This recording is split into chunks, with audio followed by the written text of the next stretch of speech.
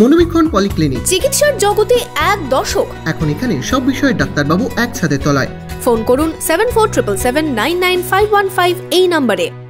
বহরমপুর লোকসভা দখল হলেও বড়োয়া বিধানসভায় ফলাফল নিয়ে চিন্তা বাড়ছে তৃণমূলের।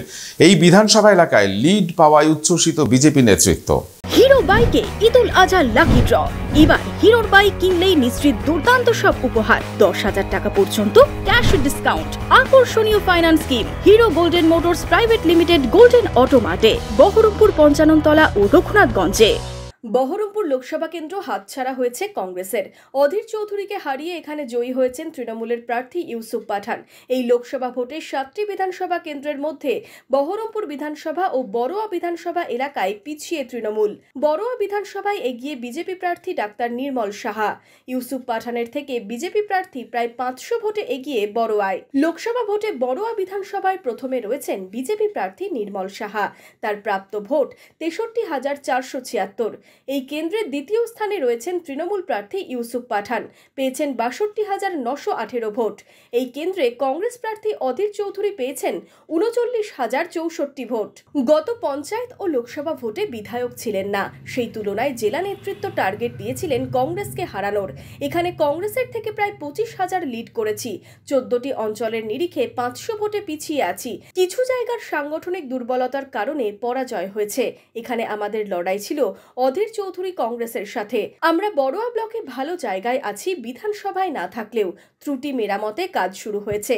জেলা সভাপতির নির্দেশে আমরা কাজ করছি। 2026-এ জয় জয়কার হবে। 2021-এর বিধানসভা ভোটে মুর্শিদাবাদে 22টি আসনের মধ্যে বহরমপুর ও মুর্শিদাবাদ বিধানসভা বাদে সবকটিতেই তৃণমূল জয়ী হয়। তবে গত লোকসভা ভোটে বেশ কয়েকটি বিধানসভাতেই পিছিয়ে রয়েছে তৃণমূল। এর মধ্যে রয়েছে বড়োয়া বিধানসভাও। অন্যান্য বিধানসভায় দলের ভালো ফল হলেও কেন বড়োয়া বিধানসভায় বিজেপি লিড পেয়েছে তৃণমূলের থেকে, কেন এই ফলাফল, তা নিয়ে ইতিমধ্যেই দলের পক্ষ থেকে পর্যালোচনা শুরু হয়েছে। যদিও তৃণমূল নেতৃত্বের দাবি গত পঞ্চায়েত ও লোকসভা ভোটে বিধায়ক ছিলেন না। এই বিধানসভা এলাকায় তৃণমূলের টার্গেট ছিল কংগ্রেসকে পরাজিত করার। এখানে কংগ্রেস পরাজিত হয়েছে, তবে বিজেপি সামান্য ভোটে এগিয়ে আছে, তা আগামী দিনে থাকবে না। বড়োয়া ব্লকের দীর্ঘদিন সময় থেকে যে সাংগঠনিক যে পরিস্থিতির মধ্যে আমরা কাটিয়ে এসেছি, সেই তুলনায় আমরা পঞ্চায়েত নির্বাচন করেছি, সেখানে বিধায়ক ছিল না। আমরা লোকসভা নির্বাচন করেছি, সেখানে বিধায়ক ছিল না।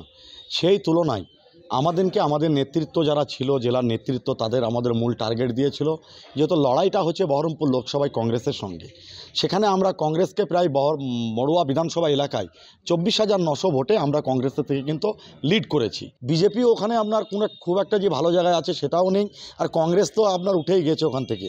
তো সেই জায়গায় দাঁড়িয়ে কিছু কিছু জায়গাতে সাংগঠনিক পরিস্থিতি খুব একটা খারাপ ছিল কয়েকটা জায়গাতে, যেহেতু সাংগঠনিক রদবদলের প্রয়োজন ছিল। সেক্ষেত্রে হয়তো দল পঞ্চায়েত ভোট কাটিয়ে উঠে সেই রদবদলটা করতে পারেনি।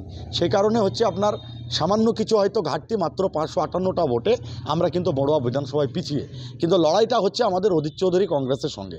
আমাদের যে সাংগঠনিক যে পরিকাঠামো রয়েছে, কোথায় কি ত্রুটি রয়েছেন ইতিমধ্যেই ধরেন আমাদের সে কাজ কিন্তু শুরু হয়েছে রাজ্য নেতৃত্ব এবং জেলা সভাপতি এবং জেলা নেতৃত্বর নির্দেশ মতো।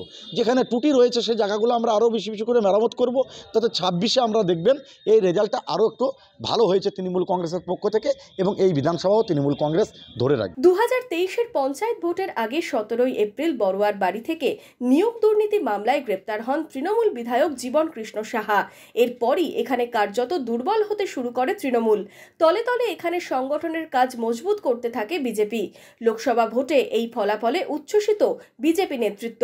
বড়োয়া বিধানসভায় 2021 সালের পর থেকে 24 সালে সংগঠন অনেক বেশি মজবুত হয়েছে। আমরা প্রত্যেকটা বুথ স্তরের কার্যকর্তা থেকে আরও বেশি উজ্জীবিত করতে পেরেছি এবং প্রত্যেকটা বুথে আমরা সংগঠন করতে পেরেছি। আমরা দৃঢ় বিশ্বাস আমাদের পঞ্চায়েত ভোটে আমরা যেভাবে বড়োয়া বিধানসভায় রেজাল্ট ভালো করেছি এবং 24 সালেও রেজাল্ট ভালো হয়েছে, স্বাভাবিকভাবেই 2026 সালে আমরা ওই সিটটা অবশ্যই জিতছি। তবে লোকসভা ভোটের পর গত 14ই মে জামিন পান বড়োয়ার বিধায়ক জীবন কৃষ্ণ সাহা। জামিনের পর তিনি ফিরে আসেন বড়োয়ার বাড়িতে। বিধায়ক ফিরে আসায় তৃণমূল এখানে আবার আগের জায়গায় ফিরতে চাইছে। এদিকে লোকসভা ভোটের লিড আরও বাড়ানোর টার্গেট নিয়ে ঝাঁপাচ্ছে পদ্ম শিবির। এখন দেখার আগামী বিধানসভায় এই আসনে শেষ হাসি কে হাসে।